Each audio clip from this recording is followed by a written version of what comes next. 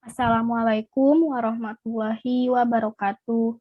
Halo semuanya, perkenalkan nama saya Cahyani Rahmanufianti dengan NPM 12120200032 dari Program Studi Akuntansi Fakultas Ekonomi dan Bisnis Universitas Yarsi. Kali ini saya akan mengulang kembali materi dan akan memberikan tutorial mengenai materi yang telah diberikan minggu lalu, yaitu materi statistika parametrik uji ANOVA. Nah, di dalam uji ANOVA ini, yang pertama terdapat uji ANOVA satu arah atau one way ANOVA, dan yang kedua terdapat uji ANOVA dua arah, two way ANOVA. Nah, sebelum kita praktik di SPSS, kita pelajari dulu nih materinya. Apa sih ANOVA itu? Nah, uji ANOVA merupakan pengujian dengan menganalisis varians. Apabila pada uji T, jumlah sampel yang digunakan adalah 1 atau maksimal 2 sampel, maka pada uji ANOVA sampel atau variabel yang digunakan lebih dari 2. Sini ada one way ANOVA. Uji ANOVA satu arah adalah jenis uji statistika yang digunakan untuk menguji apakah ada perbedaan rata-rata lebih dari dua variabel yang bersifat bebas satu sama lain. Selanjutnya, ada uji ANOVA dua arah adalah jenis uji statistika parametrik yang bertujuan untuk mengetahui apakah terdapat perbedaan rata-rata antara lebih dari dua grup sampel. Nah, ini berbeda dengan uji one way ANOVA yang analisisnya hanya berlangsung satu arah, yaitu antar perlakuan. Maka pada uji two way ANOVA ini, arah analisisnya berlangsung dua arah, yaitu antar perlakuan dan antar kelompok. Uji satu arah. Nah, mahasiswa FK angkatan 2018 ingin melakukan pengujian efek dari 3 macam merek obat penurun tekanan darah terhadap 3 kelompok pasien. Sebuah penelitian dilakukan dengan mengambil sampel pasien yang dikelompokkan menjadi 3 sesuai dengan merek obat yang diminum, yaitu pasien peminum obat merek X menjadi kelompok pasien 1, obat merek Y menjadi kelompok pasien 2, dan obat merek Z menjadi kelompok pasien ketiga. Sini ada keterangannya. Sebuah penelitian dilakukan dengan mengambil sampel pasien yang dikelompokkan menjadi 3 sesuai dengan merek obat yang diminum, yang merupakan dua variabel yang bersifat bebas satu sama lain. Di sini ada variabel value-nya yang akan kita gunakan juga di SPSS nanti. Yang pertama ada kelompok pasien 1 untuk pasien peminum obat merek X. Yang kedua ada kelompok pasien 2, pasien peminum obat merek Y. Dan yang ketiga ada kelompok pasien 3, yaitu pasien peminum obat merek Z. Nah, di bawahnya ini ada data-datanya yang akan kita gunakan di SPSS nanti. Selanjutnya kita masuk dulu ke SPSS-nya, kemudian open data, file, open data, kita cari data yang mau kita gunakan.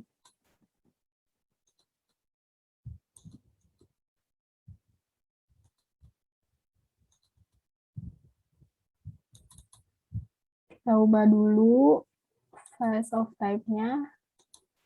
Nah, saya akan menggunakan ini, data uji ANOVA satu arah. Kita klik open, lalu oke. Nah, di sini udah keluar data-datanya. Sekarang kita hilangkan dulu nolnya atau desimalnya.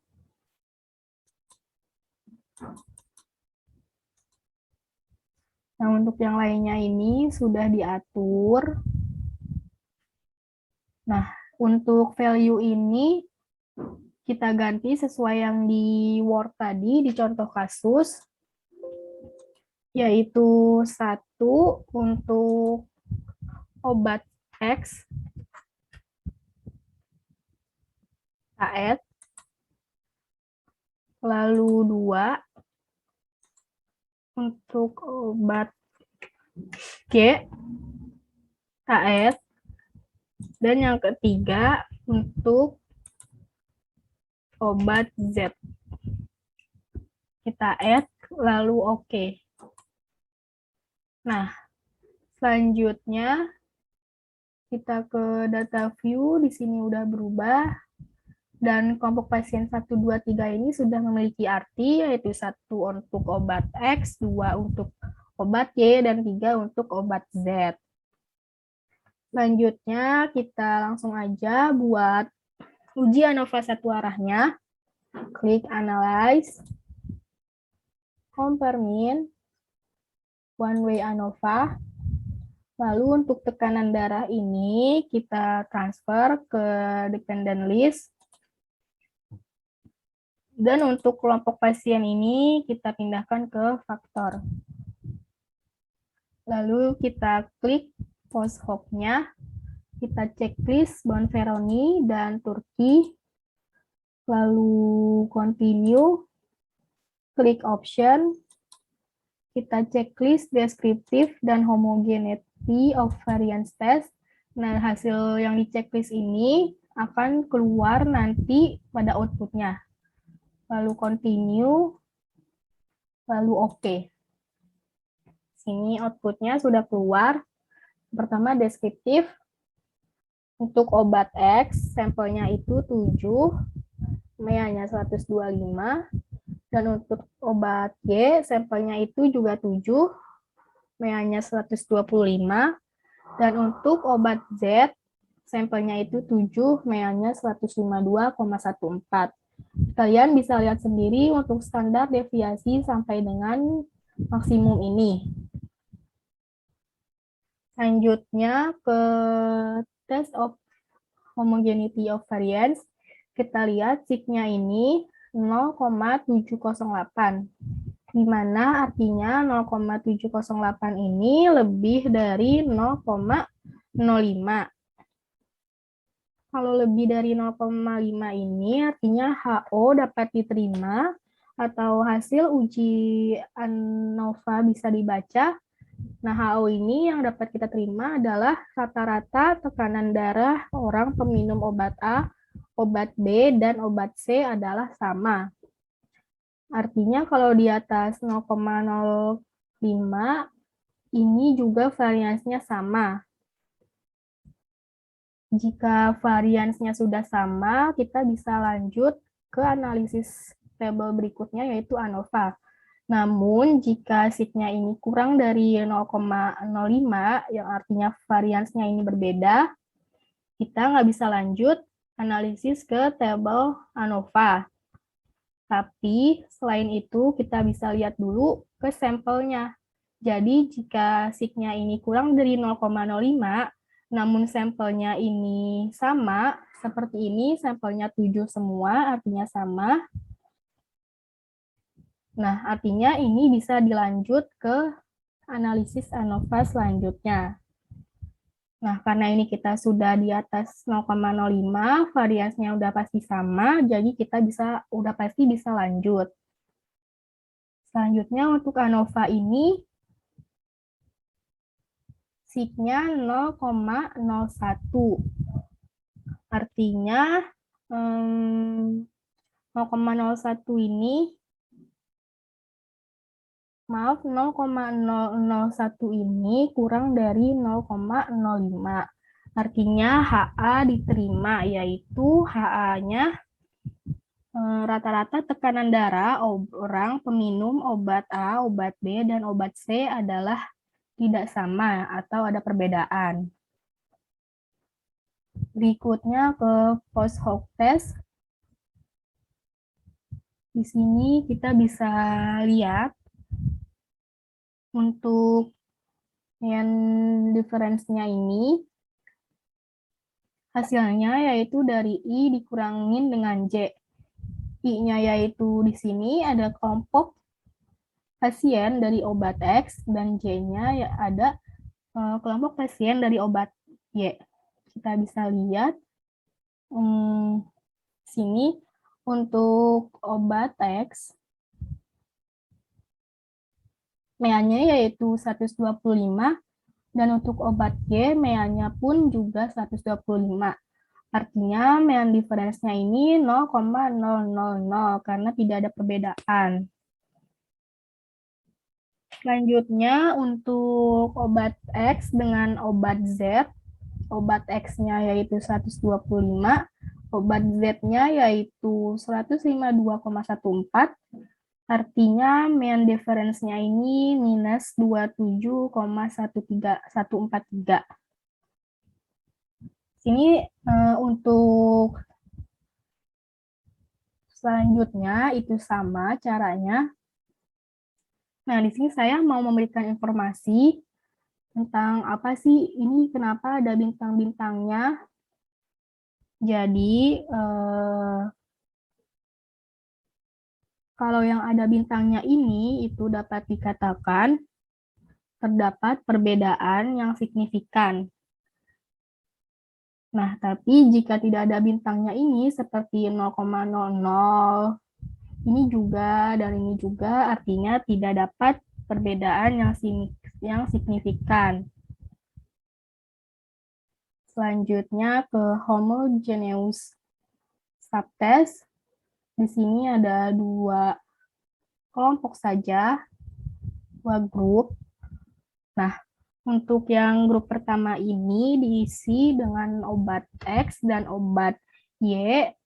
Kenapa obat X dan obat Y berada di dalam satu kolom ini? Karena obat Y dan obat X memiliki mel yang sama. Artinya tidak ada perbedaan. Nah, kenapa Z ini masuk ke kolom kedua? Karena Z ini angkanya berbeda dan menunjukkan adanya perbedaan dari obat X dan obat Y.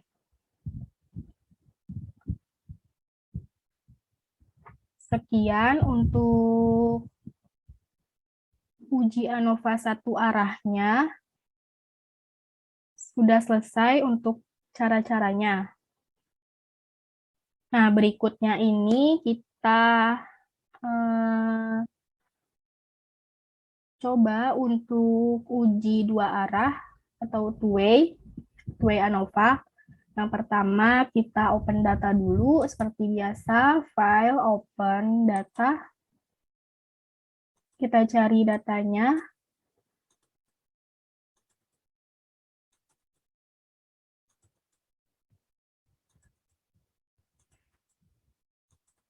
Nah, kali ini saya menggunakan data dari SPSS, jadi tidak perlu mengubah file of type-nya.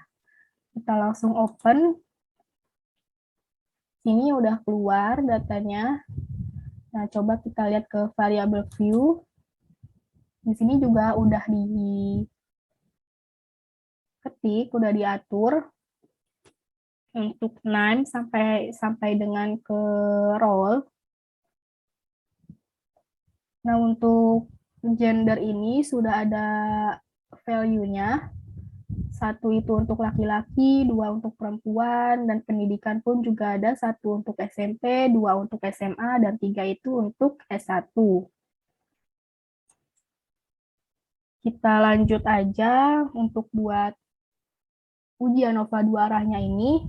Klik Analyze, General Linear Model, lalu klik Univariate.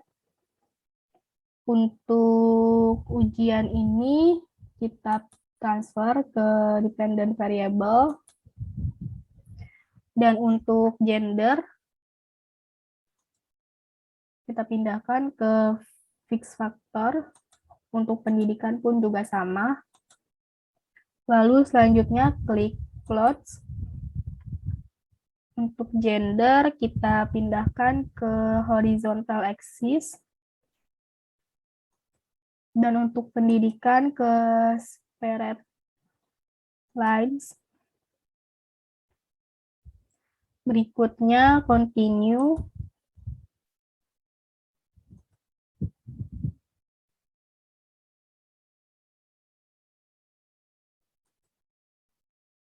Maaf, kita ulang kembali untuk gendernya ini ke horizontal axis, untuk pendidikan ke straight lines, lalu kita add dulu. Tadi karena saya belum di add, jadi tidak bisa.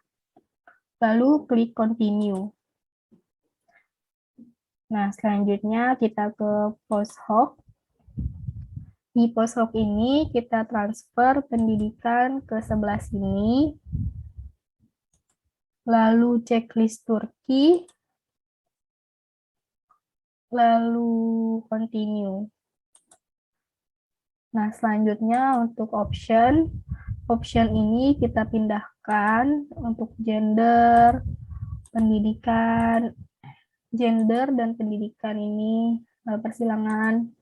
Lalu kita checklist, descriptive statistik, dan homogeneity test. Continue. Oke. Di sini sudah keluar outputnya. Sini lebih banyak outputnya daripada yang one way tadi.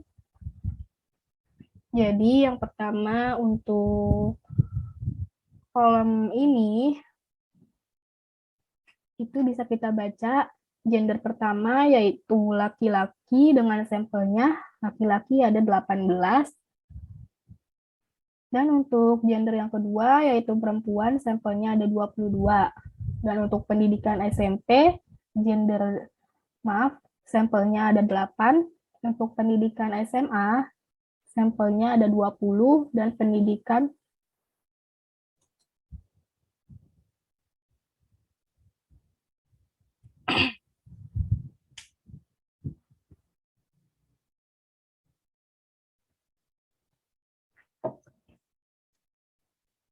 Nah, di sini sudah keluar outputnya. Untuk kolom pertama ini bisa kita baca untuk gender 1 yaitu laki-laki, sampelnya 18. Gender kedua itu perempuan, sampelnya 22. Pendidikannya SMP, sampelnya itu 8. Untuk pendidikan SMA, sampelnya itu 20. Dan untuk pendidikan S1, sampelnya 12. Selanjutnya ke kolom kedua. Di situ signya ini 0,527. Sama seperti one way tadi, jika signya ini di atas atau lebih dari 0,05, maka dapat disimpulkan variansnya ini sama dan HO-nya dapat diterima. Lalu berikutnya kita lanjut ke kolom selanjutnya ini. Yang pertama untuk corrected model. Di sini kita langsung lihat aja ke kolom signya. Untuk yang pertama, corrected model ini signya itu 0,000. Nah, untuk corrected model ini, jika signya 0,000 atau jika signya ini di bawah 0,05 dapat dikatakan valid.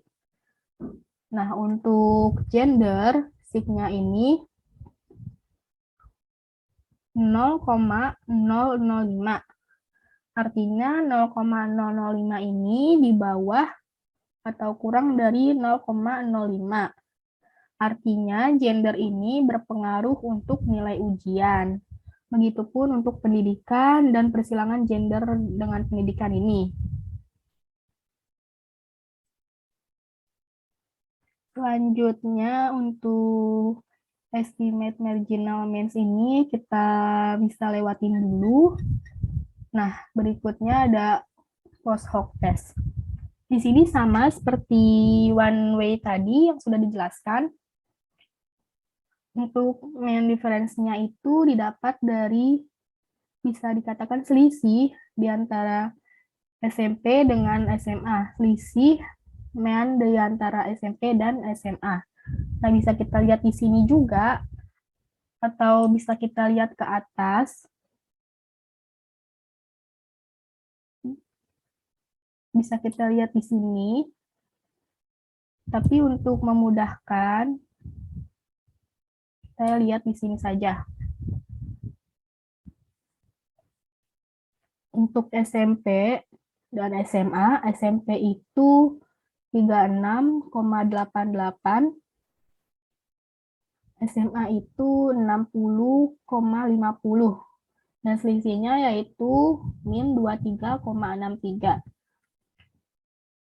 Untuk SMP dan S1 juga sama, SMP-nya 36,88 dan S1-nya 73,75. Selisihnya yaitu min 36,88. Nah, sama juga untuk baris-baris berikutnya. Untuk bintang-bintang ini pun juga sama keterangannya. Apabila terdapat bintang, itu artinya adanya perbedaan yang signifikan atau menunjukkan perbedaan yang signifikan. Nah, berikutnya ini ke kolom homogeneous subtest. Di sini sama seperti sebelumnya juga,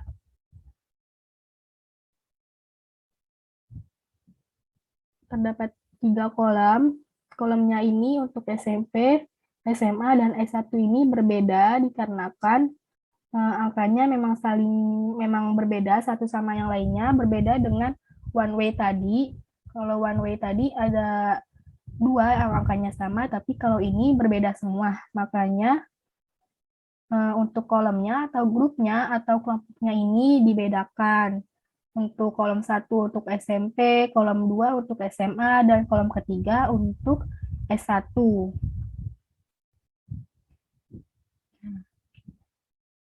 Ini bisa kita lihat juga untuk estimate marginal means of ujiannya.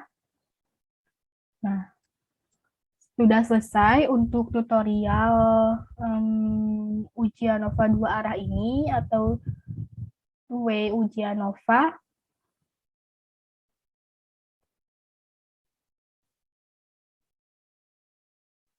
Sekian pengulangan kembali materi serta tutorial yang saya berikan mengenai materi statistika parametrik uji ANOVA ini. Yang pertama tadi ada uji ANOVA satu arah, dan ada yang kedua uji ANOVA 2 arah. Mohon maaf apabila ada kekurangan dalam penyampaian materi. Semoga bermanfaat untuk kalian semua. Sampai jumpa di minggu depan. Terima kasih. Wassalamualaikum warahmatullahi wabarakatuh.